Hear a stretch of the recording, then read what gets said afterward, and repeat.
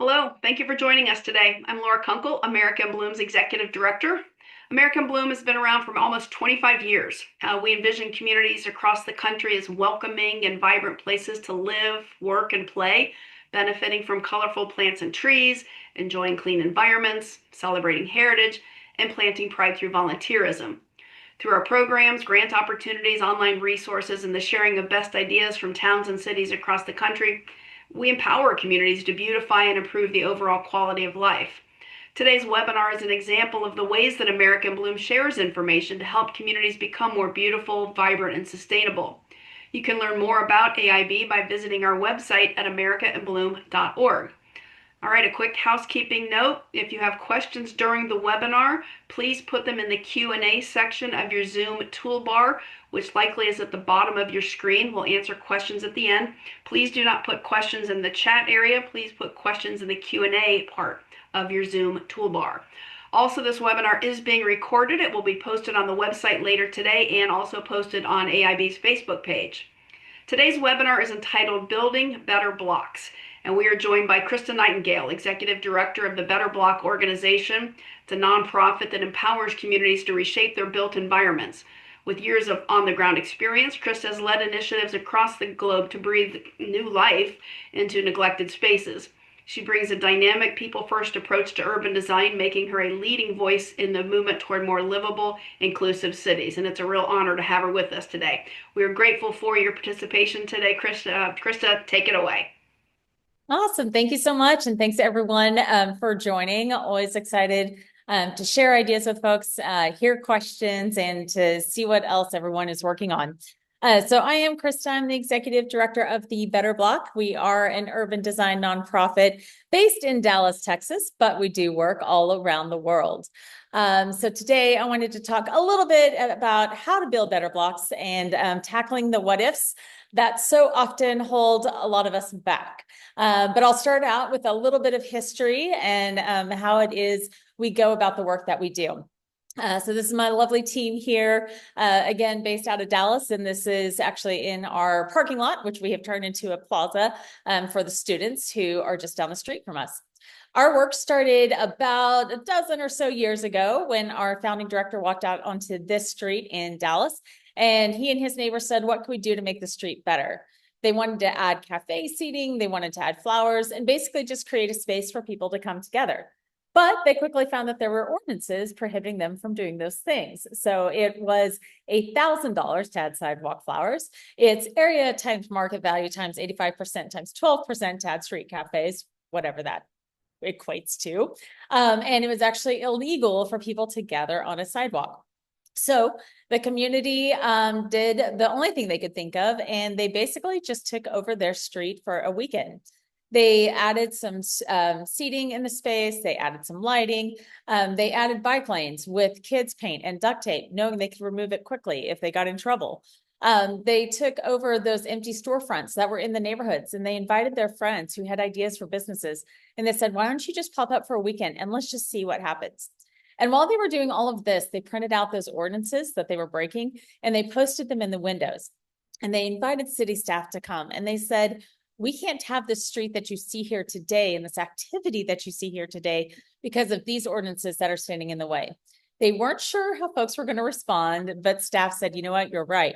And over time, they worked to lower some of those fees and make some changes to that street and to that space. So over the years, we have open sourced the idea and some of the concepts behind our work, which has allowed it to spread around the country and a few international projects as well. And basically, our goal is to teach the young and the young at heart that they have the tools and resources to make the changes. We're there to provide just a little bit of guidance. So our process is kind of this tried and true 120-day approach that we take.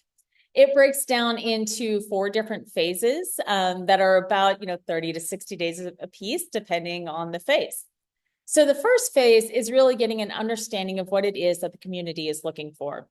This is a project we did a couple years ago in Tulsa, Oklahoma, and we were working on that grassy lot that you see there to the left. And we asked the community, what is it that you would like to see in this area?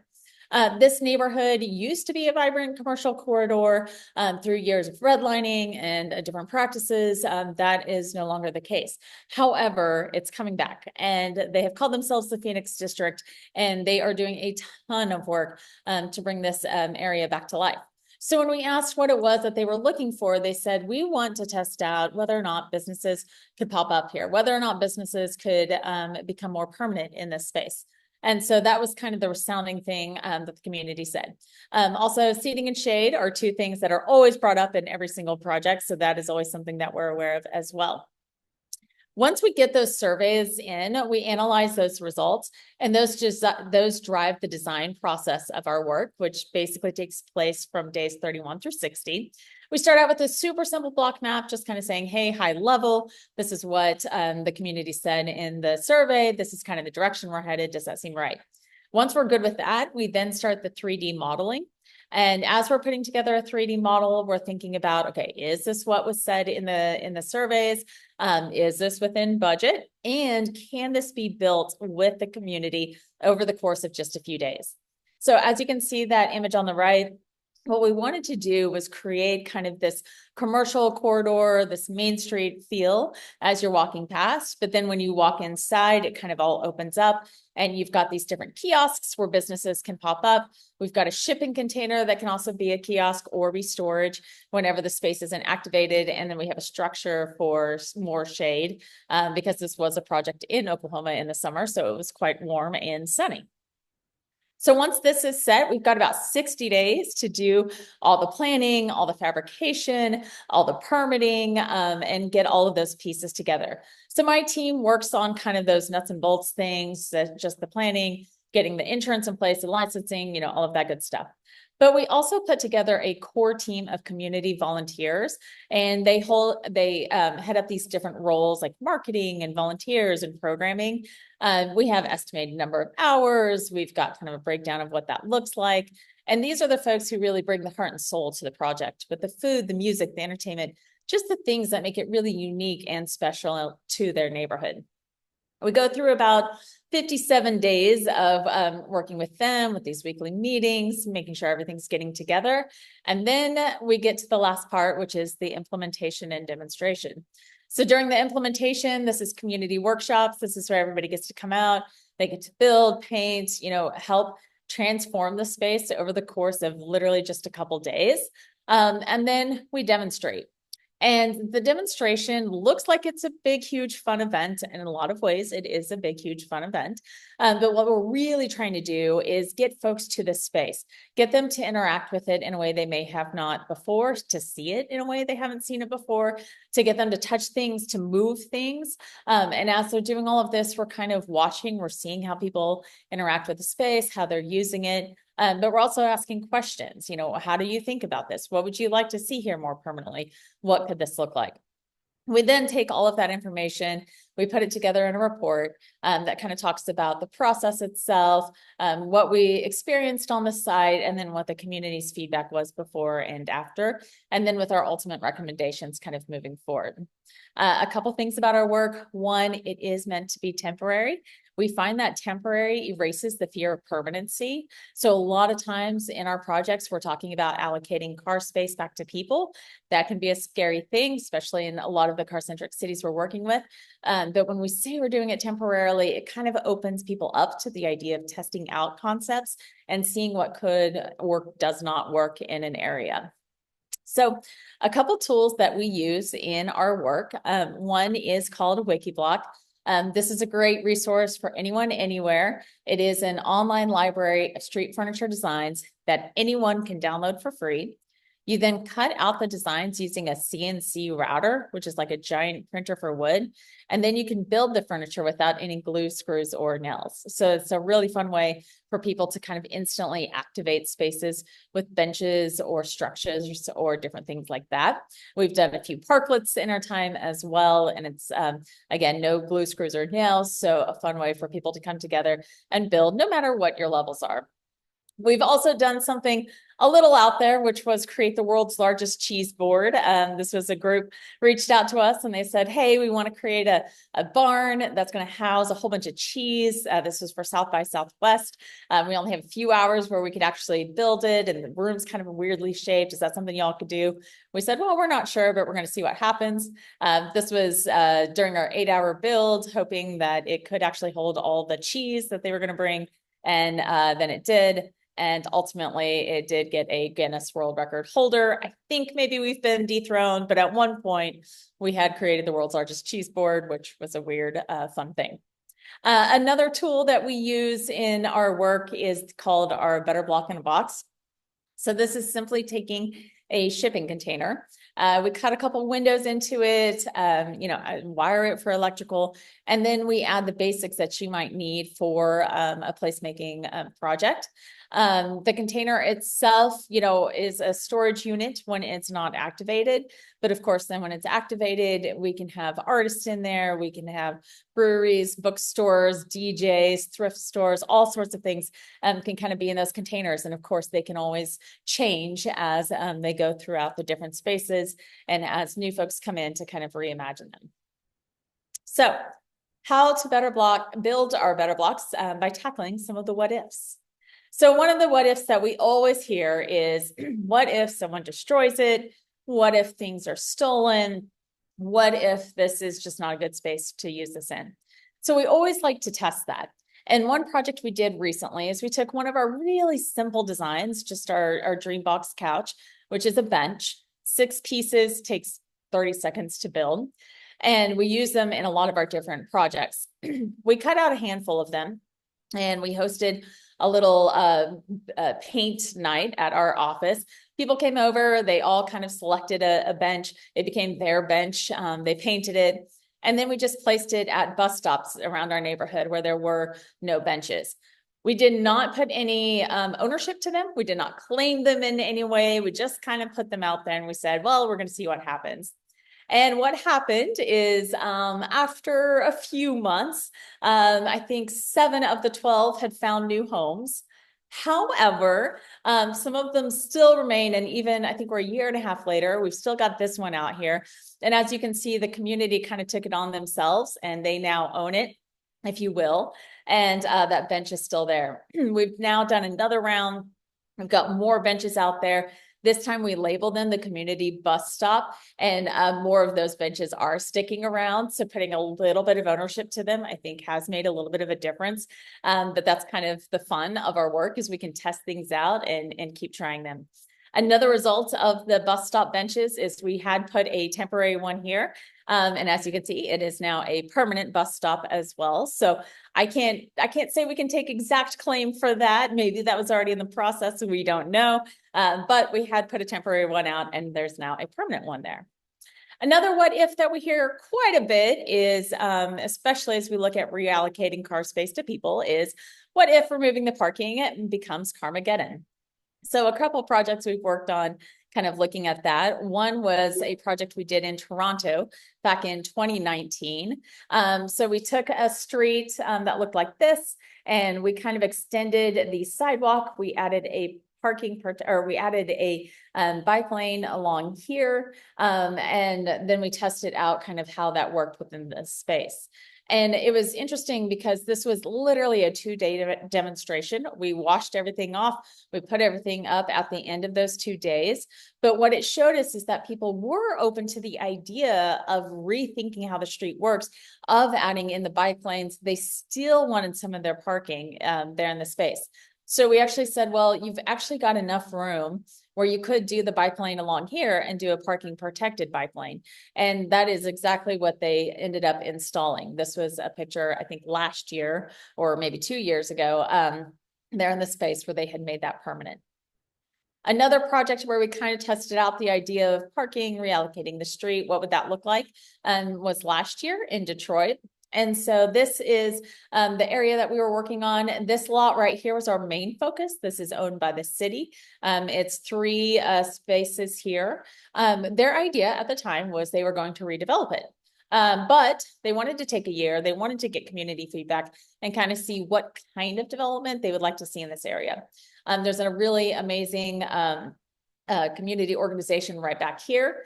And then there's this street right here. I usually like to ask people what you think the speed limit on this road would be, but can't get your feedback right now, so I'll just say it was 35 miles per hour. This road is not set up to be 35 miles per hour. We were clocking people going an average of 60. This lane right here is actually a parking lane. As you can see, there's a bus stop back here, and then it turns into a parking lane, and then you go into the road. So for this, we wanted to test out this lot right here. What can this look like? Please ignore the hay. We had some rain that morning. We discovered flooding. It was the whole thing. So we covered with hay. But for the rest of it, what we did is we kind of formalized the cut throughs that people were doing to get to the bus stop. We created an interior space that had some seating in it. We added some shade. You can see we've got the container here as well. And then we had elements that you could bring out and kind of pop up whenever you did some activations. But as you can see here on the street, we also created a temporary parklet. So this was the parklet area right here. We took over one lane for a very short distance. And then we also just obviously took over that parking lane to kind of see what was possible.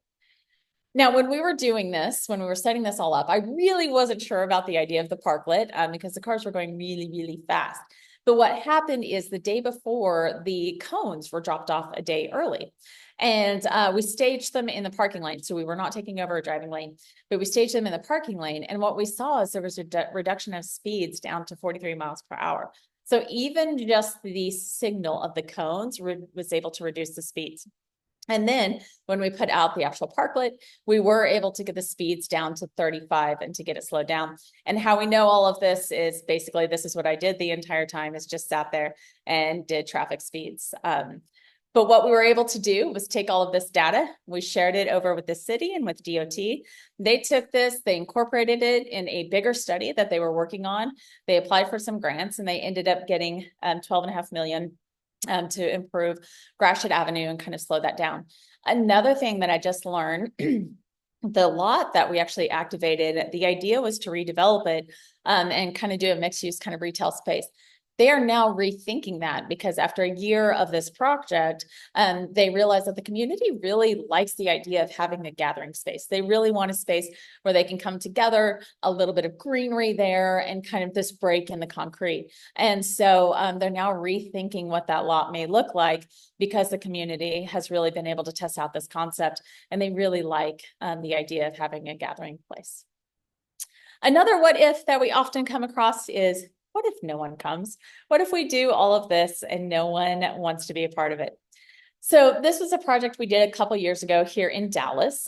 This was actually one of the first things that was allowed to happen outside after as COVID kind of started lifting a little bit. So this was a space that we were given to work in. This is, you know, a part of town where people are like, oh, there are some issues around crime. This was a pretty well-known kind of drug house. There's a liquor store over here. There's one tree with great shade where people kind of hung out. And so the idea was, what could we possibly do in this lot here? And so we said, why don't we create a food park? You know, this is a food desert in this area, but also a lot of the folks who generally participate in the fair and get fees from, you know, participating in that weren't able to because the fair didn't happen that year. So what if we had a chance for them to recoup some of those dollars? You know, what could this look like? And so we turned it into a pretty simple food park kind of concept. Again, creating structures where people could kind of pop up.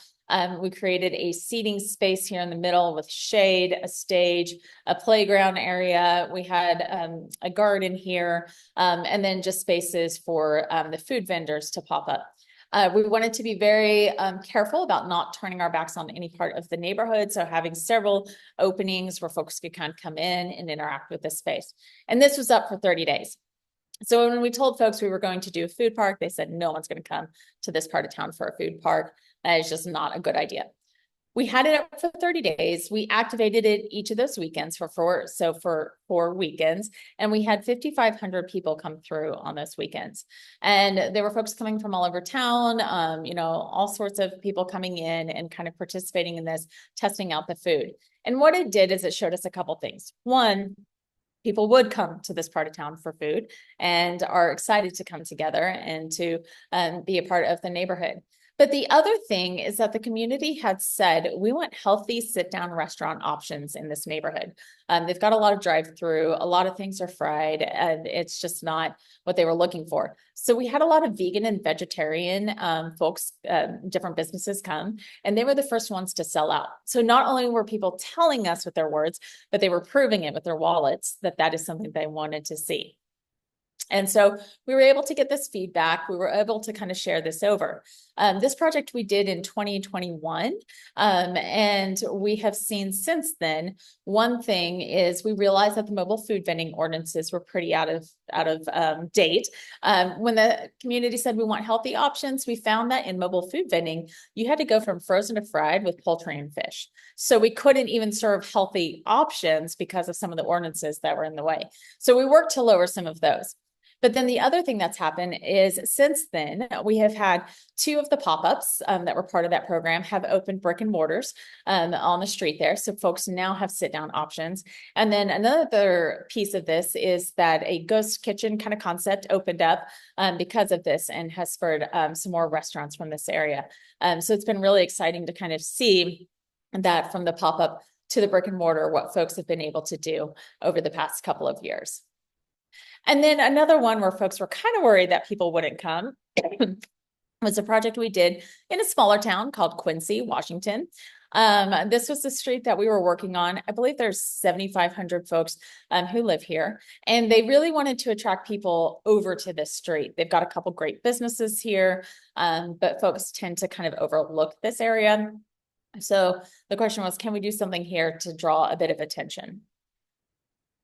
And this was ultimately what we created here in this space. And this kind of shows you just how quickly things happen. So there's a ton of organizing that happens the first, 117 days.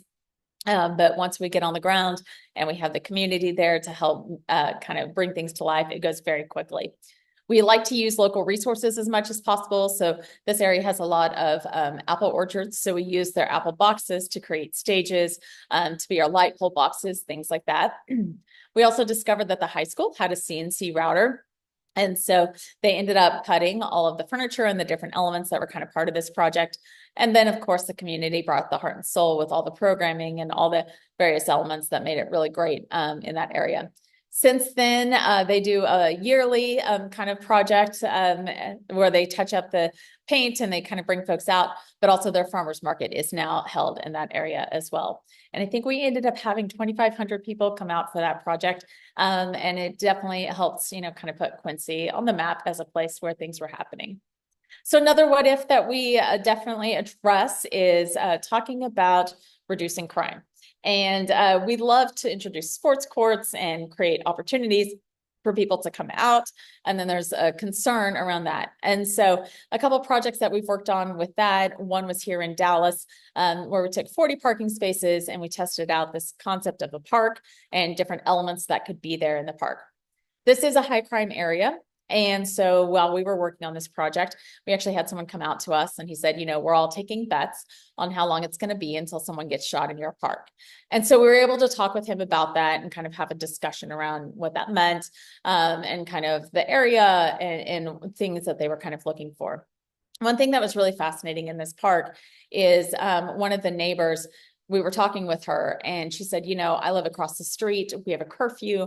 There are no public spaces there. I don't really know my neighbors, but I'm actually out here watching my neighbor's kids, because I met her on the basketball court and it was the first time we had ever met. And now we're looking out for one another and we're looking out for each other's kids. And this has really been a space where we've been able to kind of come together. This was a project that was supposed to be up for a month. The city owns the property. They ended up actually extending the basketball court from a half court to a full court. And it's kind of been that way for the past year. But most recently, they broke ground and they are now creating a permanent park in the area that will have a basketball court and a soccer field as well, and really help kind of create a space and kind of continue that foster of the neighbors there in the area. Another one where we really tested out the idea of the basketball court was along Malcolm X. We also, you'll notice we have bright colors and we have playful shapes. We also feel like that can lead to a reduction in crime because we're thinking, who's going to create, do something bad in the middle of a pink polka dot or, these playful spaces. So really just trying to bring some fun and levity to the spaces that we're working with and letting the community really take control of them and kind of host what it is that they'd like to see there in the space. This project was up for 3 months, super low level activations. The community really took it over. It was like birthday parties, different things like that. But even so, at the end of those 3 months, we saw a 55% reduction in overall crime. And this tract actually went from being the worst to the 463rd in terms of gun violence. And that was just 3 months of the community really saying, hey, this is our space and we're going to look out for it. One stat that I don't have in here, though, is that calls to 911 actually increased during this time. I see that as a positive because it means people were looking out for one another and willing to make those calls to kind of look in after each other. Another what if that we deal with is what if they say no? And this is a reality. Some of our projects and some of our ideas do get turned down, but there's always a way. So you can always find a way. A project we did in Flint, Michigan a couple years ago, we were looking at this parking lot here and really kind of looking at, we wanted to showcase the density that used to be in the space. So now it's one building and a giant parking lot. It actually used to be 12 buildings. But the other thing we really wanted to look at was the street next to it and kind of the introduction of a bike lane kind of leading you into downtown and what that could look like. So to show the 12 buildings that used to be there, we did do a ground mural, and each of these colors and shapes kind of shows you a different building. And we did kind of what we call a ghost facade. So creating kind of this space along here so you can walk along and then walk inside. As you can see over here to the right, we do have a little bit of a bike lane. We were actually told that we could not paint in this bike lane, but they never said we couldn't use duct tape. And so that's what we did. We used duct tape to create some crosswalks. We used duct tape to create the bike lane. It's something that's super simple, obviously, to put down, but it's also very easy to take up as long as it doesn't melt onto the ground. So you have to be careful if it gets really hot. But this is a method that we've started to use more and more as, if we're not allowed to do the paint, then we'll kind of explore some different methods to create the same kind of effect. Another project where it was difficult to get to a yes was in Arizona, where we worked on creating a park and activating a park. Normally parks are activated, so that's not really an issue. But in this case, the community said, we haven't been allowed to do anything here. We would like to see if we can make something happen. So I called the department and said, hey, we're going to work on a project in this park, looking to see if we can get a permit. What'll that take? And they said, well, we're going to start with a no, and we'll see where we go from there. And I said, okay. So I started taking notes and kind of notated every step of the way. We did get to the point where we were able to activate the park, but it took a lot to get there. And what I did in the end is I had 11 pages of notes and gave them to an illustrator. And I asked her to please show what it felt like to get to the yes. And this is what she put together. And when I show this to folks, they're always a little confused because they're not sure where to start. They're not exactly sure where to go or how to get where you're going. And I said, yes, that's exactly how it felt. To the city's credit, I handed this to them and I said, listen, the process was a little frustrating and it was really difficult for me. And, I'm supposed to be an expert in this. So if any community member wants to rent this park, I just don't know how they can get it done. And they said, you know what, you're right. And so they ended up hiring more folks in the permitting department. They changed the portal that you have to go through to get things done. And so they really, I think, just seeing it visually presented was really helpful in kind of showing the frustrations that folks had with the process. All right. Another what if that is coming up a lot is with the changes in our climate. So what if it's too hot, too cold, too windy, too rainy? People still want to be outside. People still want to be able to gather together, and creating those opportunities and those moments for folks is really, really important. This is a project that we did last year here in Dallas. I think we dealt with every single, except for snow. We dealt with pretty much everything you could deal with. It was really fascinating. The morning we were supposed to go out to paint the ground mural. We had tornado warnings going off. And then we had rains and downpours and wind and then extreme heat. And so with this one, it was a summer activation and wanting to create a space where the kids can hang out. So shade is always so important, and thinking about how are we going to get shade into a space, and shade that can withstand tornado warnings. And so, kind of coming up with different things that can be taken down and stored away, but then placed back out. Even thinking about the paint that we're putting on the ground, which colors really draw in the heat, which colors, will reflect the heat, and what that looks like, and thinking through some of the different pieces so that you can create an environment and a space where the community can come together. And then we went over to Pennsylvania, the end of the year, and we were working on this space, and this is where we got our snow and rain as well. And so, we do the installations really quickly. So if it rains the week that you're installing, it's pretty difficult. So on this particular project, a couple things that were really great that we had going for us. The community's amazing. And so they were able to come out actually just a couple months ago, and they touched up all the paint. They were able to finish a couple of things we didn't get done. And then we also worked on embracing the cold. So, putting some fire or some heaters out there, really kind of playing off the winter theme of the things. And we also activated the interior spaces of some of these buildings and kind of showed that, yes, you can have things outside, they can spill inside and vice versa, and kind of bring it all together. And this is the community just a couple months ago, going back out to kind of touch up a few of those things and adding in some of the mid-block crosswalks that we weren't actually able to get to. And then our, last what if is, what if we just go do it anyway? What would happen then? So this was one of our first projects we did in Ohio. This was an area, they were concerned their school was being consolidated. They had a lot of vacancies along this stretch and really wanted to see, can we do something to kind of revitalize this space? So we proposed some street changes, some crosswalk changes. Sorry. But one of the biggest things with this neighborhood was that along the way, discovering music was a core part of its identity and its history. And so really highlighting that and kind of bringing that to the forefront. As I mentioned, we create a core team of community volunteers. This woman right here was our block captain for this particular project. She ended up at the end of this project, she quit her job. She started a CDC.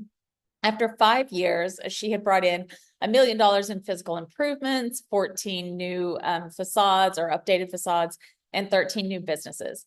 She is no longer in that role because she's been elected to council, but she was really instrumental in taking this concept of this 2-day activation and really taking it to the next level and continuing to organize her community to make permanent changes there in the area. And sometimes in our projects, we're really, really just testing out, just opening the door to what might be possible. This is a project we did last year in Colorado. And this was a really interesting one because they've got the train stop right here. They've got this commercial corridor, but this building, which is a bar, and this building, which is barber, they are doing really well. But the rest of them are either vacant or they're struggling. And so these two said, we're good. We don't need anything happening. The rest of them said, we'd really like to see some changes. There were a lot of politics in this neighborhood. They had been acquired by the city back in the 90s. And so there was a lot of distrust among this neighborhood with the city and with where their tax dollars were going. And so there are a lot of conversations around that. And the city really hadn't been able to do much in the way of anything in this neighborhood because of the pushback that they would get from trying stuff. And so they said, why don't you guys try something? Let's just see what happens. And so we were like, okay, let's see where we go with this. So we created a space here. Our big thing was we're going for a street festival, super temporary, 2 days. That is all we're doing. So really going with the temporary, let's just test some things out. So a big thing we did is we created what's called a wooner. So just a traffic calming device to kind of slow down the traffic along the stretch here. Now to do that, we had to take 16 parking spaces. And so we said, let's just test this out. They have wild turkeys in this neighborhood, and the wild turkeys do get hit by the cars. So it was one way to slow down the cars in an effort to, protect the turkeys. So that was one thing we wanted to test out. As you can see here, we created a dance floor. And the idea with the dance floor is they used to have a dance hall in one of the buildings in the past. And so we said, well, why don't we bring that out and that activity and that liveliness out into the street, and let's kind of see what could happen here. They have this really beautiful asset of the gazebo, which has electrical, it's got shade for a band. So it's a really great setup. So let's really enhance the asset that's there. And as you can see here, we created these crosswalks as well. Again, we did this with duct tape, so it was super temporary, but it was so incredibly impactful. The second we did this, cars were stopping and actually allowing pedestrians to pass there in that area. And this is what it looked like once we actually activated it for the festival. So putting vendors along this space and really bringing kind of that life out into the area. Now, what was interesting again on this is I'm sorry, just one second. Folks saying, we don't want to see anything here. Let's not test anything. But as you can see, folks were really excited.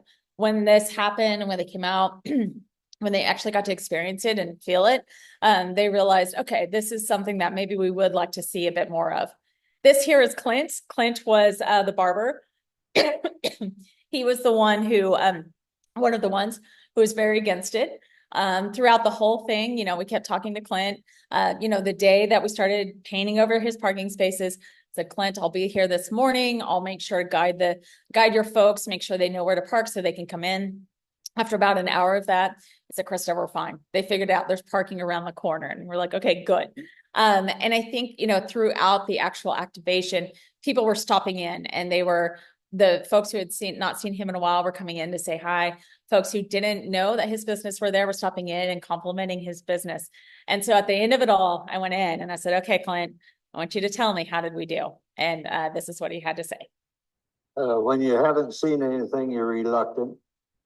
Until you see it, then you realize that it wasn't all that bad. It was kind of fun. And he said we could do it again. So we were able to work with the community to open the door. And actually next month, they're going to go out and they're going to do another street festival and test out a few more concepts and a few more ideas. So that leads me with what if we build for love and not for fear?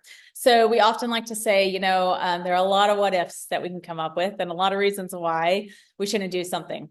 But what if instead we build with the community that's there and all the what ifs that we can come up with?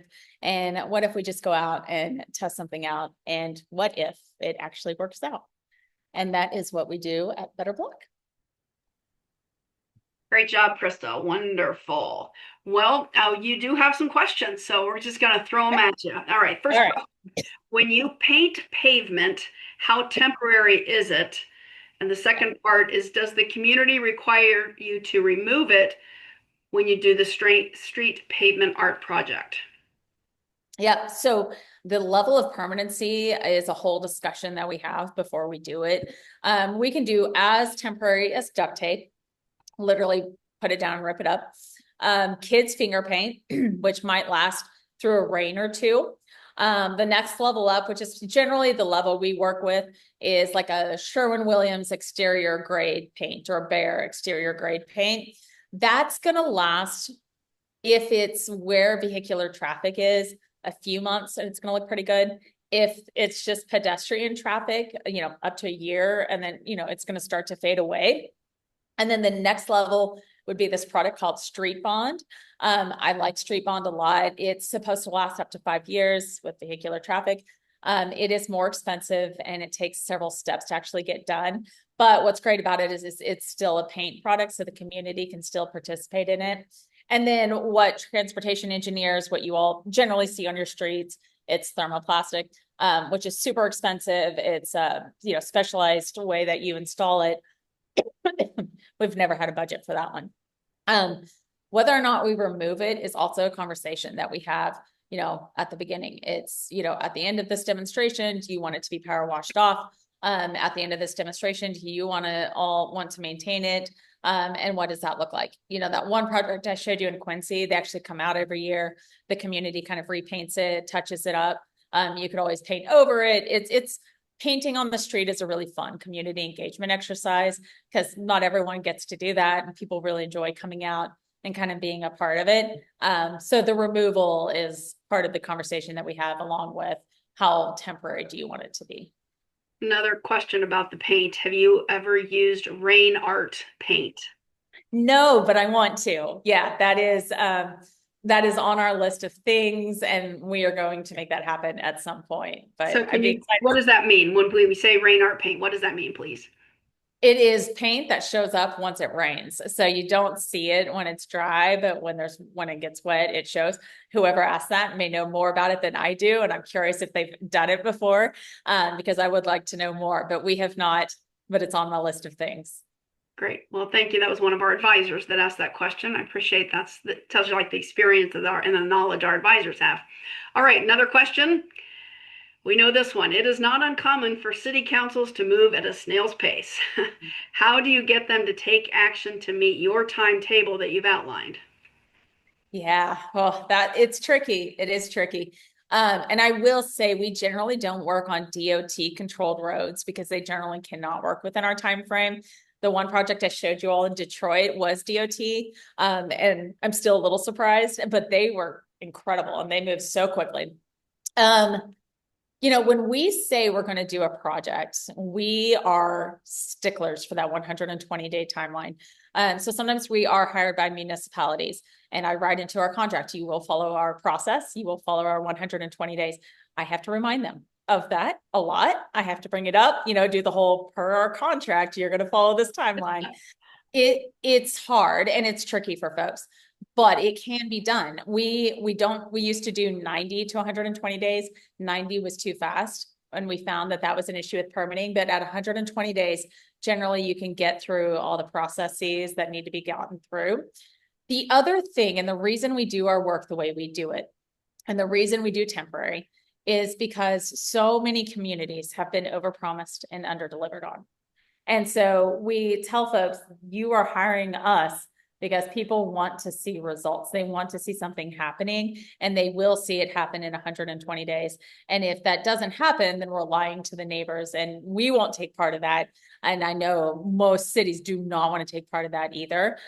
So it really is saying it's 120 days. And basically you say that date for when that opening is going to be, and then you publicize it everywhere. And then it's like, hey, we've said it, it's out there. So let's get to that deadline.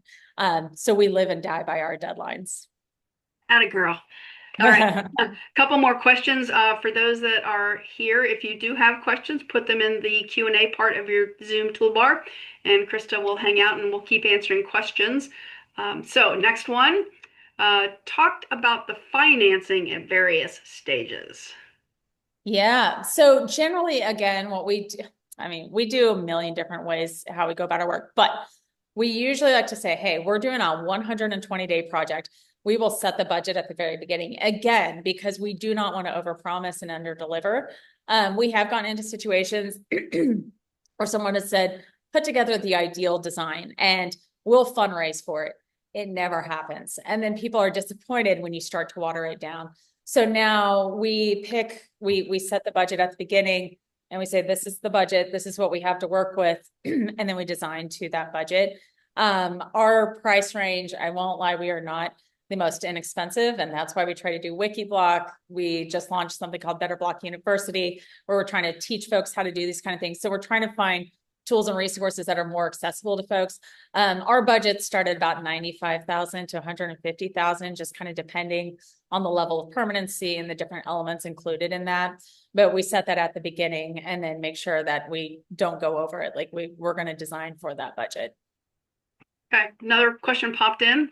Have you had issues with Public Works or whoever deals with the streets when it comes to the color of the paint you use, like yellows, reds, or other typical roadway colors? So per the 2023 update of the MUTCD guidelines, you are allowed more flexibility in the colors that you can use and the way that you go about it. But yes, we get lots of questions. We actually did a project this year where they were still using the 2011 guidelines. And we said, listen, it's been updated. It's 2023. And per those guidelines, we're within the realm. How hard you push or how you go about that kind of depends on the politics and the environment and, you know, how far you're willing to go, how far your partners are willing to go. So each case is so specific and individualized. I don't know that I can give any specific advice without knowing all the details, but it is a bit of a struggle. We follow the 23 updates of the guidelines and try to adhere to that. Again, that's where temporary can be helpful too, because you can always say, listen, this is temporary. We can wash it off if it's a problem or if anyone says anything. And again, duct tape is kind of nice for that too. The duct tape company we use is called Tape Jungle. They've got a lot of different colors and sizes. So you can kind of test things out that way as well. Great. I saved this one for last. I know that you have an incredible team that you're really, really proud of. So the last question is, what are the qualifications of your staff? Yeah, just be an amazing unicorn. No, we've got a phenomenal team. A mix of folks who studied urban design and planning and sustainability and architecture, and folks like myself who studied journalism. So we are kind of a mix of people. I think it's important that we're not all, you know, specialized necessarily, because we are working with community members. So at the end of the day, we're all community members. And so wanting to make sure that we can relate well with folks as we're painting, as much as with the city managers, you know, that we're trying to say, hey, let us do this crosswalk that we're working on. So qualifications, you know, just be great folks to work with. I will tell you, people always ask us, you know, how do you get communities to trust you so fast? Because we're a 120-day project. We are outsiders and we're coming in and we're saying, hey, we're going to create a WUNRF in your neighborhood. What does that mean? And I always tell people, I mean, my team is the secret sauce. Like, they have no agenda. They are coming in and just really willing to listen. They want to work alongside folks, that we're not imposing, and we're just, you know, more so being a part of the whole process. And I think it's the authenticity of my team that, you know, in the end, so when we're leaving projects, there are often tears, because we've grown so close so quickly. And so it's always, I think leaving is the worst part of our job. And our team really takes that to heart, and they're really special. So, yeah. Yeah, well, great. There are no more questions, but someone did put in the chat how much they appreciated this presentation. It was very inspiring and thought-provoking. Krista, you may want to quickly scan the chat before we end while I do some closing comments, because there are some things in there directly for you. All right, so let's just go ahead and wrap it up. Thank you so much to Krista. That was outstanding. I really appreciate your being with us today. As I mentioned early on, we will have a recording of the webinar posted on the website later today, and then it will be on the Facebook page. Our next webinar is going to be very popular. It's Tuesday, October 14th at noon Eastern Time.